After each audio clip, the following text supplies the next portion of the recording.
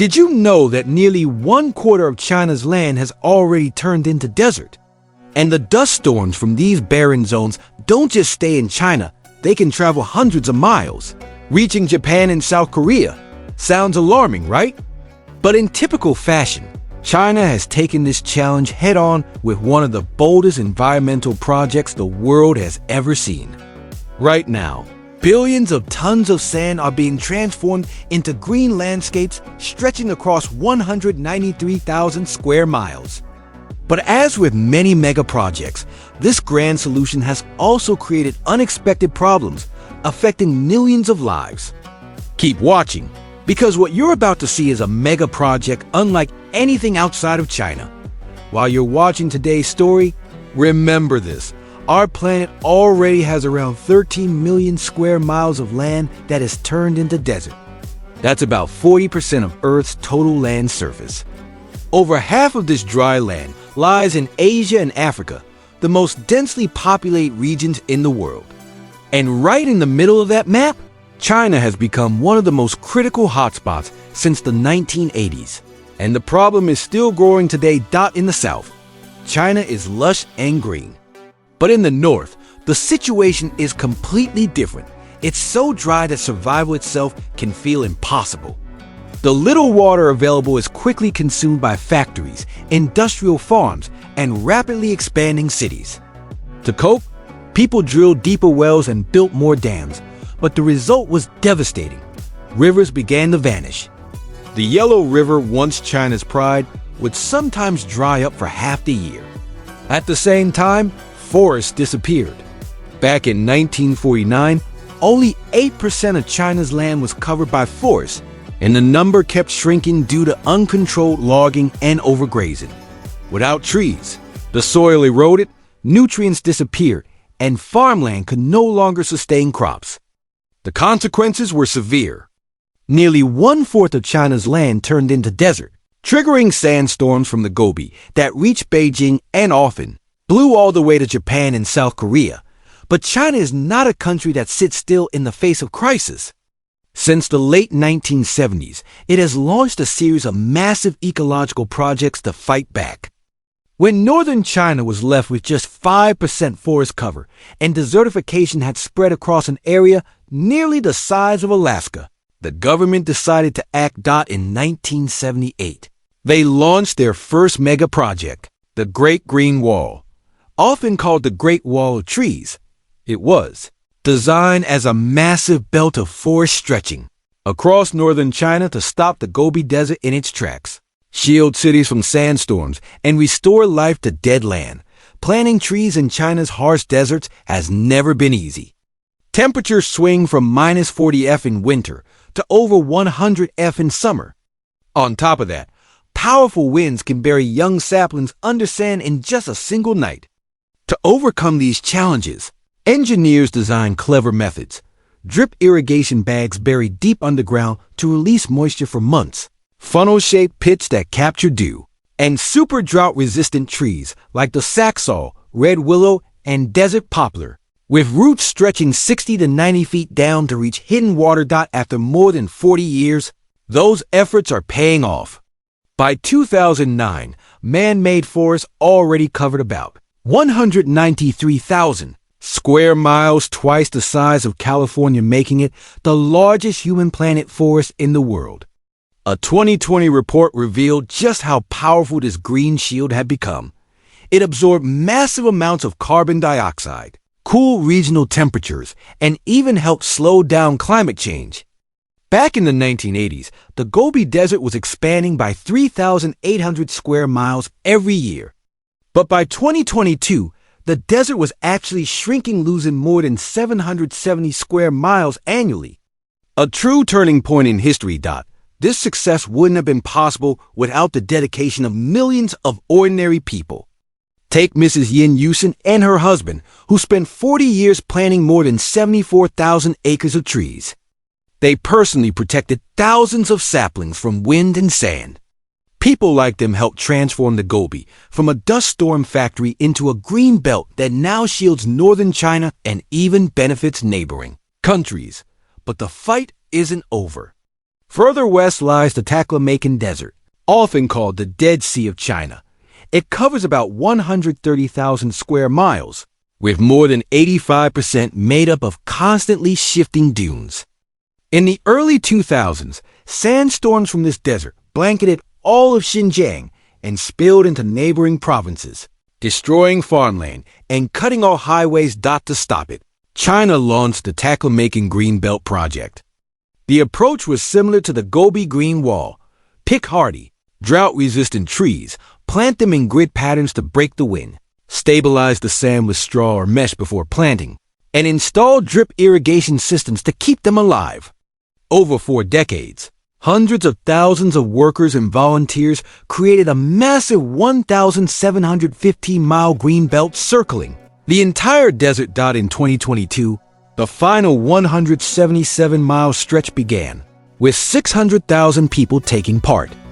They planted rows of desert poplars, red willows, and saxaul trees, tough enough to hold down the sand. These forests didn't just block storms. They also opened up a new economy. Locals now earn steady incomes from desert products like fire-resistant wood, herbal leaves, and even desert medicines. Thousands of families in Xinjiang have new jobs tending and harvesting these plants, turning the ecological frontline into an economic lifeline.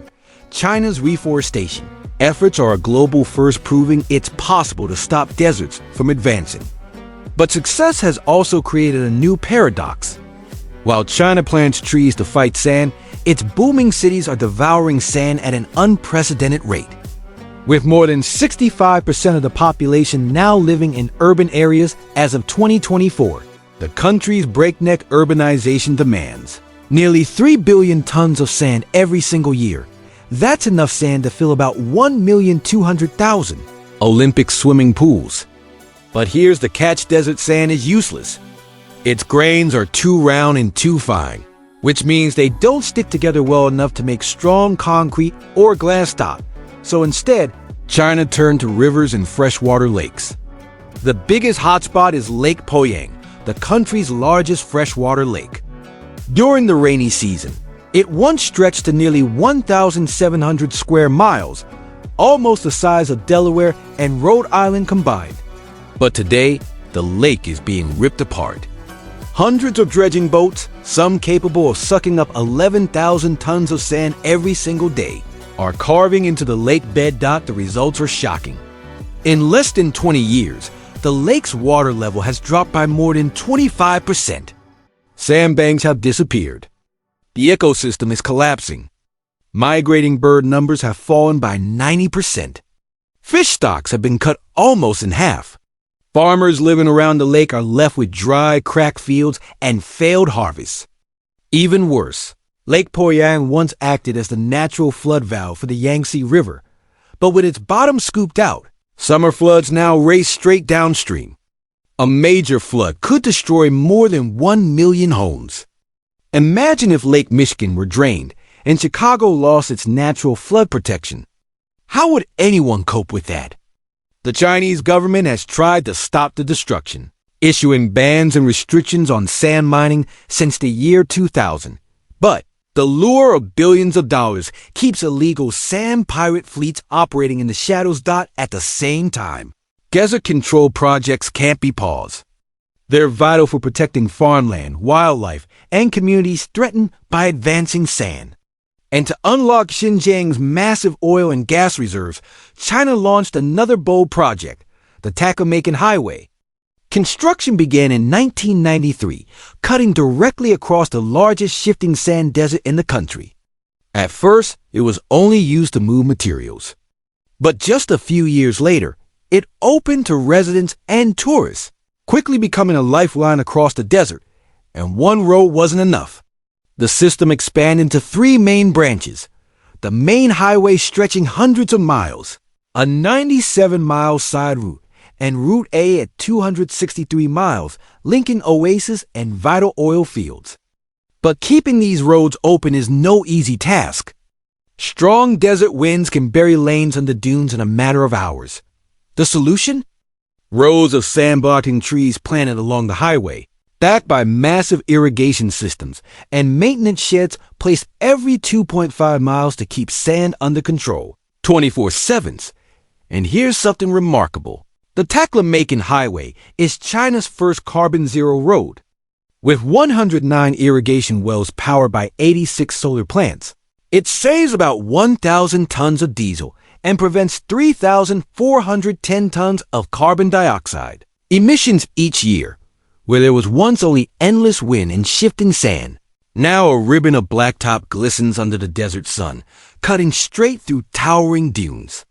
An unbelievable sight. But China didn't stop at highways. They went further, building the 439-mile Link Railway, with 90% of its length crossing areas so remote there weren't even roads. Opened in 2009 for freight and in 2010 for passengers, it's an engineering marvel featuring 180 bridges and more than 1,000 underpasses and tunnels. The greatest challenge remains the fierce sandstorms. To keep trains moving safely, China set up 9 sand control centers, planted windbreak belts, and stretched special nets across dunes to stabilize the shifting sand. Still, thousands of workers battle daily against the desert. Sometimes they clear the tracks in the morning, only to have them buried again by afternoon. This is the steel lifeline through the desert, proof that humans can push the limits of nature itself. But deserts, often dismissed as wastelands, hold a hidden advantage: endless solar energy. And China has seized this opportunity. On the edge of the Gobi Desert rises a futuristic site, an 850-foot-tall solar thermal tower, the height of a 60-story building, encircled by 12,000 mirrors glittering in the sun. These mirrors focus light onto the tower's peak, where molten salt captures the heat, creating steam to spin turbines. Running since 2018, the plant produces 390 million kilowatt-hours a year, enough to power nearly 100,000 American homes. Unlike regular solar panels, this system stores energy, so it can keep generating electricity even after the sun goes down. Move west into the Gobi Desert, and the view from above is even more spectacular. Here, 196,000 solar panels are arranged in the shape of a galloping horse, stretching across more than 50 million square feet over 250 football fields. This mega farm has already generated 2.3 billion kilowatt-hours of clean power, saving 760,000 tons of coal and cutting, 1.85 million tons of carbon dioxide, equal to taking 400,000 cars off use roads for a year. After more than 40 years of battling the sands, China is still looking ahead. The next target is 2050, with a plan to create a green ring around the entire north, expanding forest by about 137,000 square miles, the size of New Mexico and Arizona combined. To achieve it, they're turning to futuristic technology, artificial intelligence monitoring systems to track wind, soil, and plant health in real time, and solar-powered smart irrigation that delivers water automatically during long droughts. Imagine every tree in the desert cared for by artificial intelligence. But this story isn't only about China. It's a map of hope for every dry region on Earth, from Africa's Sahel to the deserts of the Terra, American West. If one country can turn its greatest weakness into its greatest strength, maybe the rest of the world can too. So, what do you think? Can these ideas be scaled up to fight desertification and climate change worldwide? Share your thoughts in the comments below. And if you love stories like this, don't forget to like, subscribe, and turn on notifications so you never miss our next big adventure.